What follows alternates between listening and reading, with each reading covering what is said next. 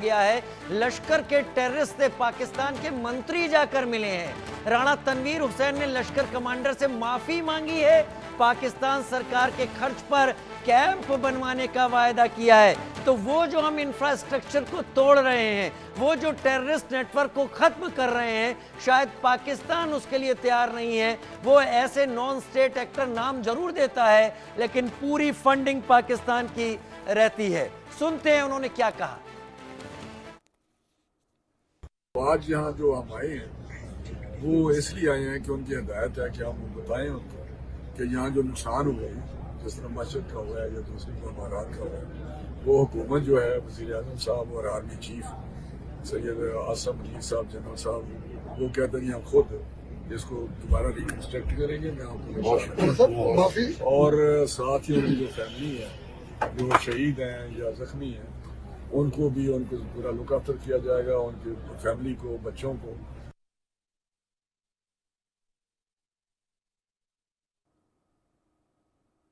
सुना आपने राणा तनवीर को। राणा तनवीर क्या कह रहे थे? वो कह रहे थे कि जो कुछ भी यहां टूटा, जो कुछ भी खराब हुआ, जो घायल हैं, जो मारे गए, मुआवजा देंगे, फिर से बनवाएंगे। तो नेटवर्क तो पाकिस्तान एक बार फिर से खड़ा कर लेगा। मेजर जनरल एजेबी जैनी, आपने लास्ट में सेंटेंस बोला था कि वीर जी जी जी जो जनरल जानी के बारे में क्वेश्चन पूछा जी था जी उसका जवाब जी देना चाहता हूँ, जो आपने मेरे से जी एडिशनल जी सवाल जी पूछा।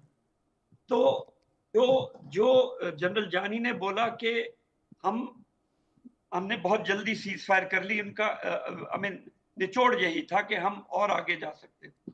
पर मेरा ये सोचना है कि हमारा एम क्या था, हमारे पॉलिटिकल ऑब्जेक्टिव जो ले डाउन किया था डिफेंस फोर्सेस के लिए, वो था कि मिलिटेंट इंफ्रास्ट्रक्चर को पाकिस्तान में खत्म करना चाहिए। वो हम कुछ हद तक अचीव कर सके।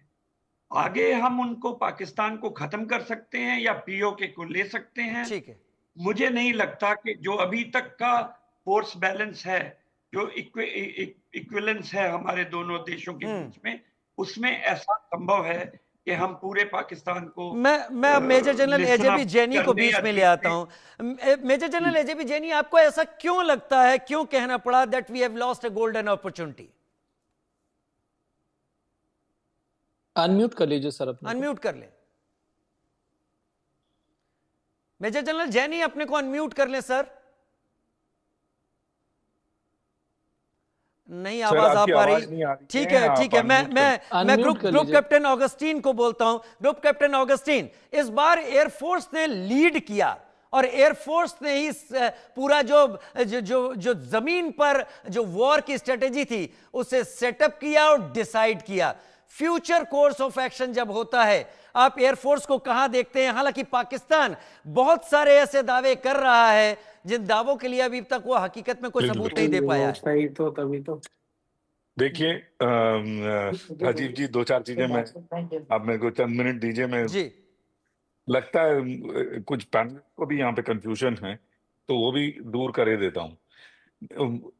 किसी भी मिलिट्री ऑपरेशन में पॉलिटिकल इंटरफेरेंस एटलीस्ट इंडिया में बहुत कम होता है। और ये कहने में मुझे बिल्कुल ही संकोच नहीं है कि मैं तो अभी एयरफोर्स, आर्मी या जो भी है वो ए पॉलिटिकल ऑर्गेनाइजेशन है हमारा।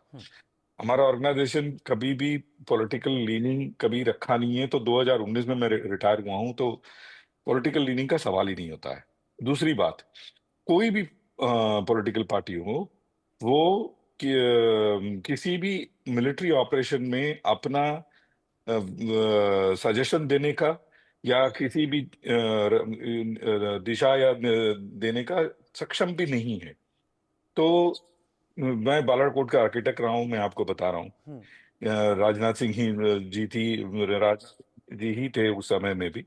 तो हम जाके अपना प्लान ऑफ एक्शन रखते हैं, ठीक है। उसके उसमें मिलिट्री ही नहीं होता है। देखिए, कोई किसी भी चीजों से निपटने में सबसे आगे तीर का जो आगे का जो पोर्शन जिसको कहते हैं the tip of the spear, tip of the spear military नहीं है, टिप ऑफ द स्पीयर कूटनीति है। और हम ये कोशिश करते हैं, एटलीस्ट एक भारत जैसा एक देश ये कोशिश करता है कि चीजें कूटनीति से संभल जाए या फिर बातों से ये हल हो जाए। जब वो टूट जाता है तब जाकर के हम, जैसे हम इसको मैं अगर दर्शकों को समझाना चाहूं, जैसे दो लोगों के बीच में लड़ाई में शुरू शुरू में क्या होता है, एक दूसरे को लोग समझाने बुझाने की कोशिश करते हैं, उसके बाद थप्पड़ लगाते हैं। सीधे कोई थप्पड़ लगाता है तो फिर बात अगला जो है, अगर अगला समझदार है, वो भी समझाने बुझाने की ही कोशिश करता है, तुरंत थप्पड़ नहीं लगाता है।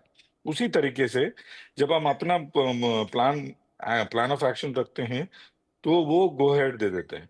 तो ये जो ऑपरेशन है जो हमने किया है, इसमें मैं खुशी के साथ ये कह सकता हूं कि पॉलिटिकल इंटरफेरेंस नामक चीज कभी न रहा, न कभी मेरे ख्याल से रहेगा।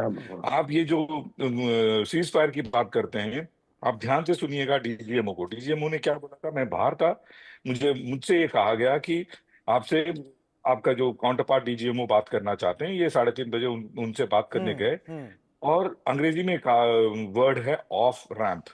हर जगह हमने उनको, देखिए हमें एक फेल्ड पाकिस्तान या टूटा हुआ पाकिस्तान हमारे हित में नहीं है।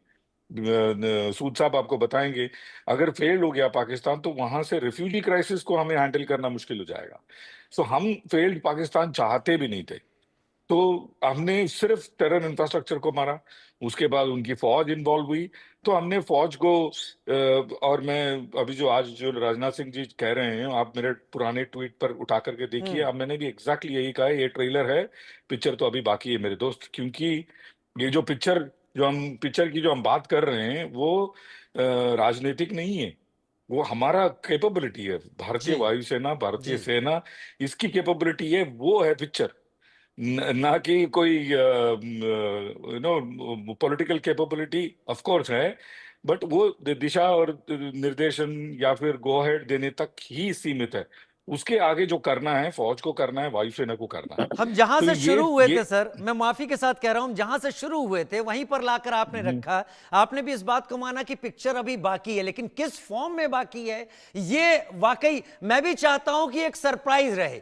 जब तक हमारा रिटेलिएशन सरप्राइज फैक्टर के साथ नहीं होगा तब तक हम कुछ नहीं कर सकते। समय खत्म है, बिल्कुल। माफी के साथ मैं विदा लेना चाहूंगा। आप सब ने समय निकाला, आप सब अनुभवी हैं और आप सबकी बातों को हमारे दर्शकों ने सुना। बहुत धन्यवाद आप सभी मेरे साथ जुड़े इस चर्चा में। मैं इससे ज्यादा अभी कुछ नहीं कह सकता। उम्मीद है आगे हम फिर चर्चा के लिए साथ